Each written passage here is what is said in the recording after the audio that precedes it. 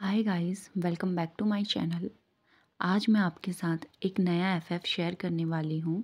ये एक omega verse fan fiction है। इसमें हमारा वांगजी गैंगस्टर है और हमारा प्यारा विंग डॉक्टर। तो चलिए देखते हैं ये दो टोटली डिफरेंट पर्सनैलिटीज़ कैसे एक दूसरे के प्यार में पड़ते हैं। इस स्टोरी की ऑथर हैं वांगशान लव लाइफ एफएफ। रात का समय था, लगभग 10:40। एक आदमी अपने पीछे दौड़ रहे 4 लोगों से बचकर आगे भाग रहा था। वो आदमी अंधेरे में एक पाइप के अंदर जाकर बैठ गया। उसने देखा कि उस पाइप के अंदर एक लड़का मोमबत्ती जलाकर अकेला बैठा हुआ है। वो आदमी जैसे ही पाइप के अंदर गया, उस बच्चे ने उसके पीछे भाग रहे लोगों को देखा तो वो मोमबत्ती को खुद ही बुझा देता है। उस आदमी के पीछे आ रहे लोगों में से एक पाइप के पास आता है, लेकिन पाइप के अंदर अंधेरा था, इसीलिए वो अंदर जाने से झिझक रहा था। ये वो अंदर से चिल्लाता हुआ कहता है, अगर तुम अंदर हो तो बाहर आ जाओ। बच्चे ने जवाब दिया, तुम ही अंदर क्यों नहीं आ जाते? वो आदमी जो बाहर खड़ा था वो अंदर जाने ही वाला था, लेकिन वो रुक जाता है क्योंकि पाइप के अंदर बहुत अंधेरा था। तभी वो कहता है, आज छोड़ो, अंदर जाना बेवकूफ़ी होगी। उसने ऐसा कहा और वो लोग वहाँ से चले गए। जैसे ही वो लोग गए, वो बच्चा फिर से कैंडल को जला देता है और कहता है, हर कोई अंधेरे से डरता है। तभी उस आदमी ने अपनी पॉकेट से सिगरेट निकाली और मोमबत्ती में जलाने लगा। वो सिगरेट की एक कस लेते हुए कहता है, लोग अंधेरे से नहीं डरते, वो अपने अंदर के डर से डरते हैं। वैसे तुमने मुझे क्यों बचाया? वो बच्चा कहता है, क्योंकि तुमने मुझ पर भरोसा किया। सुनकर उस आदमी के फेस में थोड़ा सा आश्चर्य था। अब उसने दोबारा कस ली। वो आदमी बच्चे से पूछता है, तुम्हारे मम्मी पापा कहाँ हैं? वो बच्चा जवाब देता है, वो नहीं हैं। वो आदमी पूछता है, क्या तुम मेरे लिए काम करोगे?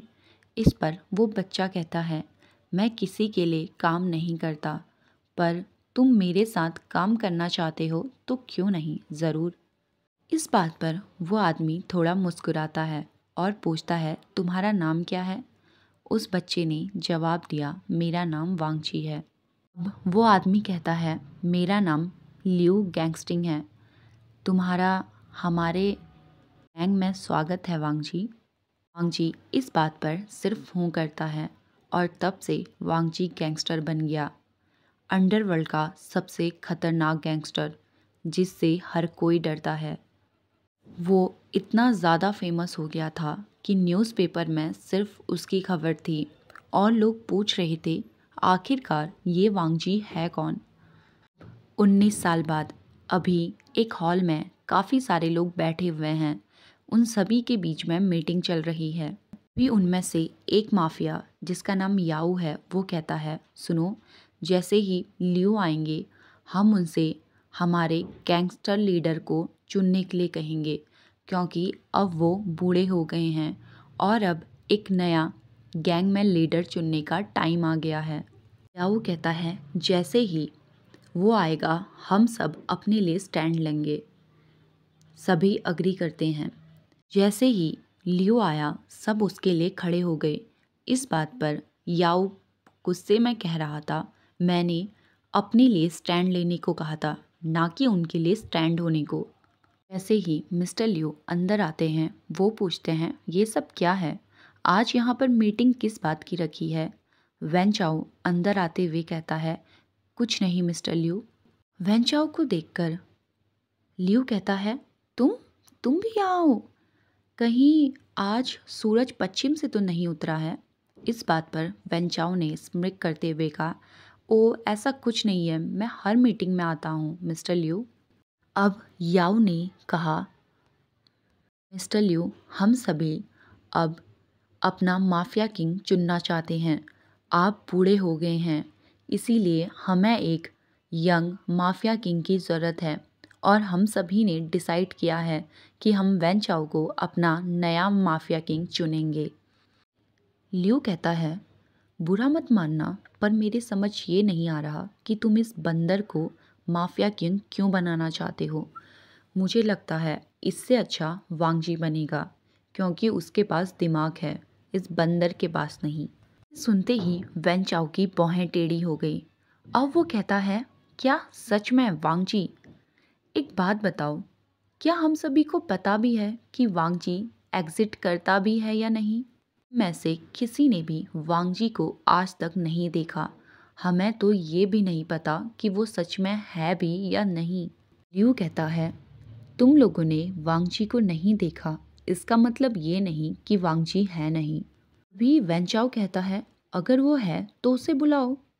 तभी लियो कहता है, वांगजी कोई ऐसा वैसा इंसान नहीं है और ना उसके पास यहाँ आने के लिए टाइम है कि वो तुम्हें दिखा सके कि वो रियल में है। वेंचाओ और लियो के बीच में फाइट होने लगी थी। तभी याओ ने अपनी गन निकाली और मिस्टर लियो को शूट कर दिया। ये देखकर सभी लोग हैरान थे। लियो के चेस्ट से ब्लड बह रहा था। वो जमीन पर गिर गया। याओ स्मिक करते हुए कहता है, आई एम सॉरी। अब वेंचाओ स्माइल करता है और कहता है, अब तो वांगजी को आना ही होगा। सभी मेंबर्स ने अपनी सर झुका लिया था और इसी के साथ लियू की वहीं पर डेथ हो गई। कहीं दूसरी जगह ट्रैफिक में सभी गाड़ियां फंसी हुई हैं। सब एक दूसरे पर चिल्ला रहे हैं, हॉर्न बजा रहे हैं। तभी वहाँ पर एक एम्बुलेंस भी फंसी हुई थी। उसमें से एक आदमी उतरकर कहता है, मेरी वाइफ को लेबर पेन हो रहा है, क्या यहाँ पर कोई डॉक्टर है? वो भागते हुए ये बोल रहा था। तभी उसे दूर से एक आदमी की आवाज़ सुनाई दी, हाँ यहाँ पर एक डॉक्टर है। भी एक आदमी भागता हुआ उस आदमी के पास आता है। उसने उसका पीठ थपथपाते हुए कहा, पेशेंट कहाँ है? वो आदमी कहता है, रेड कार में। वो आदमी दौड़ता हुआ रेड कार की ओर जाता है। जैसे ही वो दरवाज़ा खोलता है तो देखता है कि उसकी वाइफ चिप्स खा रही थी। वो डॉक्टर उस लेडी को बोलता है, डोंट वरी, तुम बस लेट जाओ। इतना कह के वो उसे लिटाने लगा। वो लेडी हैरान होके बोल रही थी, हे ये तुम क्या कर रहे हो? तभी वो आदमी पीछे से आके बोलता है, डॉक्टर ये वाली कार नहीं, इसके साइड वाली। ये सुनकर डॉक्टर ने अपनी बनी स्माइल दिखाते हुए कहा, ओ सॉरी सॉरी। ये बोल के डॉक्टर उस आदमी के पास चला गया। से ही वो डॉक्टर रेड कार की ओर जाता है। कुछ ही देर में उन्हें एक बेबी की आवाज़ सुनाई दे गई थी जो ज़ोर ज़ोर से रो रहा था। तभी वो डॉक्टर कहता है, तुम्हारा एक बेबी बॉय हुआ है जो ओमेगा है। ये कहकर उसने उस बच्चे को उसके फादर को पकड़ा दिया। तभी डॉक्टर आंखों में आंसू लिए कहता है, थैंक यू डॉक्टर। वो अपने बच्चे को देखकर बहुत इमोशनल हो गया था। तभी वो आदमी उस डॉक्टर से पूछता है, वैसे आपका नाम क्या है? उस डॉक्टर ने स्माइल करते हुए कहा, डॉक्टर विहिंग, एमबीबीएस गोल्ड मेडलिस्ट। सुनते ही वो आदमी विहिंग को और भी ज़्यादा अच्छे से थैंक्स करने लगता है। तभी विहिंग कहता है, अभी ये थैंक्स की ज़रूरत नहीं है, तुम्हारे बेबी बॉय को अभी मेडिकल की ज़रूरत है, तो इसे हॉस्पिटल लेके जाओ। भी वो आदमी कहता है, पर इतने ट्रैफिक में कैसे ले जाऊं? इस पर विहिंग स्माइल करते हुए कहता है, डोंट वरी, इसका भी इलाज है मेरे पास। इतना कह के वो आगे गया और बीच रोड में जाके चिल्लाते हुए कहता है, पुलिस आ रही है। जैसे ही लोगों ने ये सुना तो वो सबके सब गायब हो गए और हाईवे क्लीन हो गया। ये देखकर वो हस्बैंड और वाइफ दोनों शॉक हो गए थे। अब विहिंग उनके पास आके कहता है, देखा? इतना कह के विहिंग ने कहा, अब तुम जाओ हॉस्पिटल, मुझे भी लेट हो रहा है।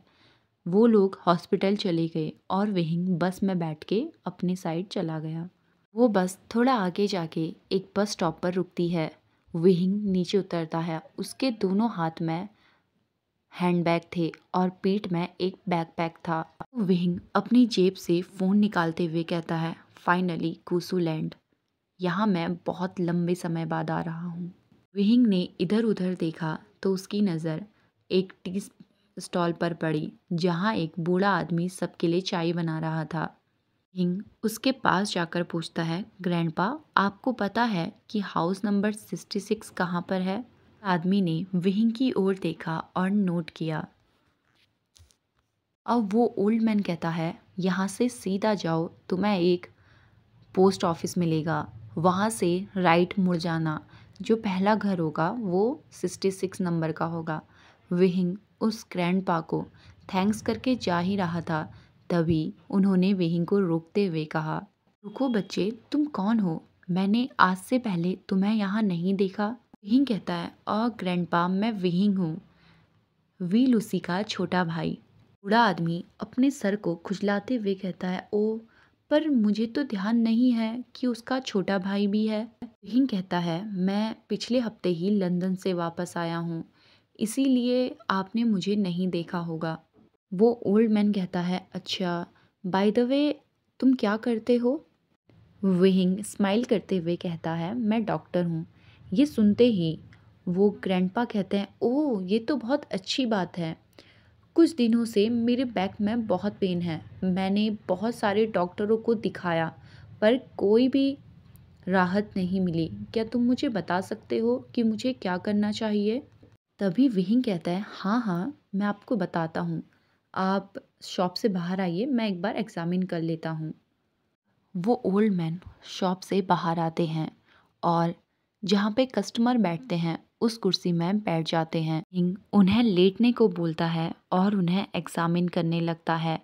अब उसने अपने बैकपैक को निकाला जिसमें एक बॉक्स था और उस बॉक्स के अंदर बहुत सारी मेडिसिन्स थी।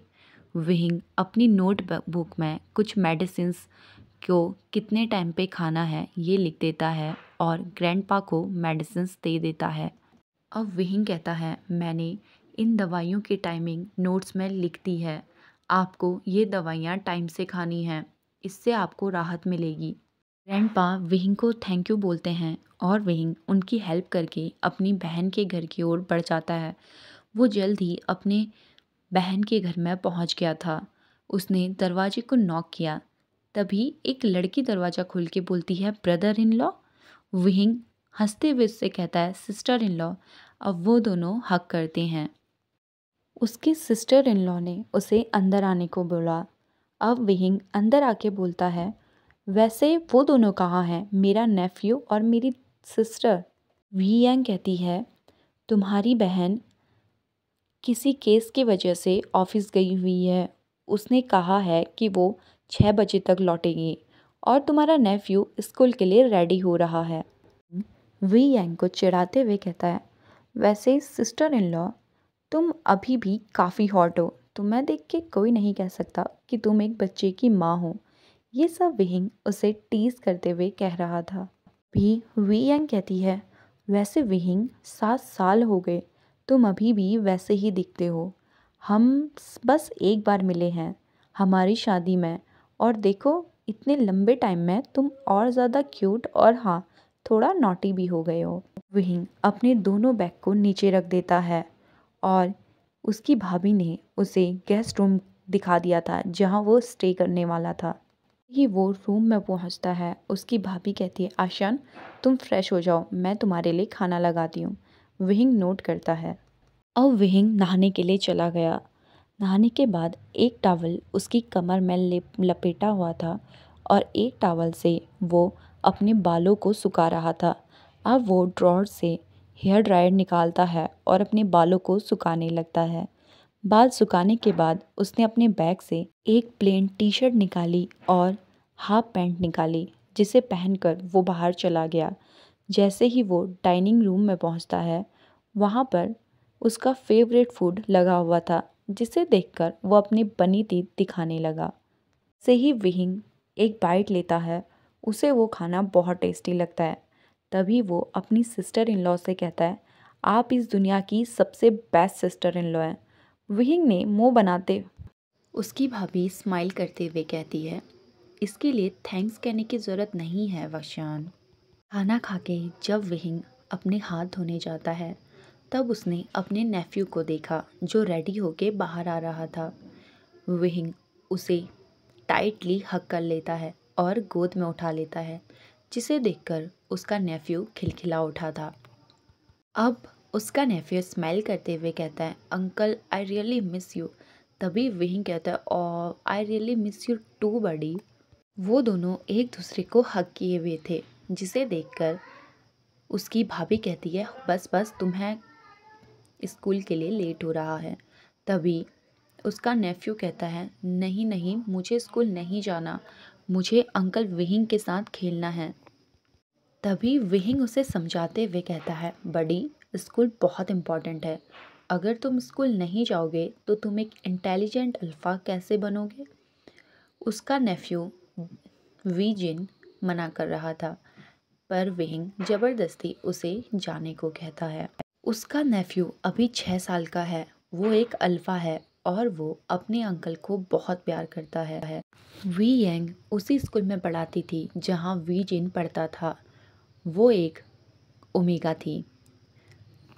साथ ही में उसकी विहिंग की सिस्टर वी लूसी एक अल्फ़ा है। ओके गाइस, आज के लिए बस इतना ही। आपको ये पार्ट कैसा लगा प्लीज़ बताइएगा। मिलते हैं हमारी नेक्स्ट वीडियो में, तब तक के लिए हंसते रहिए, मुस्कुराते रहिए, हैप्पी रहिए। Bye bye.